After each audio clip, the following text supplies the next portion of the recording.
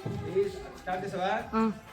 సందర్భంగా మనకి స్వాతంత్రం వచ్చి ప్రశాంతమైనటువంటి జీవితాన్ని మనం గడుపుతున్నాం అంటే ప్రధానమైనటువంటి కారణం పోరాటం చేసేటటువంటి యోధులు. అలాగే ఇప్పుడు మన దేశానికి స్వాతంత్రం నిలుపుకుంటున్నామంటే ప్రధానమైనటువంటి కారణం సోల్జర్.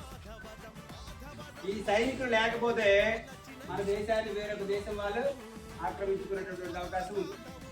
కాబట్టి మన పాకిస్తాన్ గురించి తీసుకుంటే సైనికులు విరోచితంగా పోరాడి అతి తక్కువ వ్యవధిలోనే వాళ్ళకి భయభ్రాంతులు గురి చేసి అనేక నష్టాన్ని కలుగు చేసి వాళ్ళే తోక ముడిచి మేము తల్లికి వచ్చేస్తాం, మేము యుద్ధం చేయలేమనేటటువంటి స్థితి తీసుకొచ్చేటువంటి కారణం ఏంటంటే మన సైనికుల ద్వారా విరోచితమైనటువంటి పోరాటం. అలాగే ఇక్కడ మనకి ఇలట్రి మాధవరం అనే ఒక ఊరు ఉంది.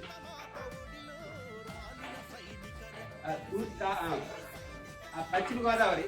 అయితే ఆ ఊరిలో సైనికుల్లో చేరినటువంటి వాళ్ళు ప్రతి ఇంటికి ఒకరు లేదా ఇద్దరు ఉన్నారంట. అంటే దేశ సేవ చేయాలనేటువంటి కుతూహలం ఆ ఊరిలో మెండుగా ఉంది. కాబట్టి ప్రతి ఒక్కరు కూడా సైనికుల్లో చేరాలి, దేశాన్ని రక్షించాలి. నేను దేశాన్ని రక్షించేటటువంటి వీరుని అవుతా అనేటటువంటి స్ఫూర్తిని వాళ్ళు పొంది ప్రతి ఒక్కరు కూడా సైన్యంలో చేరుతున్నారు.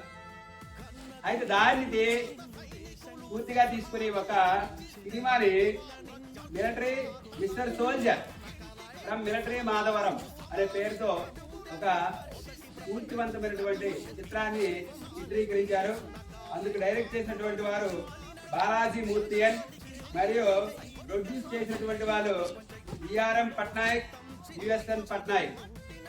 వీళ్ళు అంటే ఏ కొద్ది మందిలోనైనా సరే దేశం పట్ల సేవ చేసే దృక్పథం కలిగించాలి అనేటటువంటి ఉద్దేశంతో, దేశభక్తి నింపాలనే ఉద్దేశంతో ఈ చిత్రాన్ని తీశారు. కాబట్టి వాళ్ళు లేదా లాభాలేం రావు దానికి, కానీ నష్టాలు వచ్చినా సరే దేశ స్ఫూర్తిని నింపాలి, అందులో కూడా దేశభక్తిని నింపాలనేటటువంటి స్ఫూర్తితో ఈ సినిమాను తీశారు. అది ఆగస్టు 19న రిలీజ్ అవుతుందట. పిల్లలకి హాఫ్ టికెట్కే వాళ్ళు ఈ సినిమా చూపిస్తామంటున్నారు. కాబట్టి మీరు వీలైతే ఆ సినిమా రిలీజ్ అయిన తర్వాత ఒకసారి చూసి దానిలో ఉన్న విషయాన్ని గ్రహించి దేశభక్తిని మీ మధ్యలో నింపుకోండి. ఓకేనా? చెప్పండి అందరూ ఒకసారి. జై జవాన్, జై జవాన్, జై జవాన్, జై జవాన్.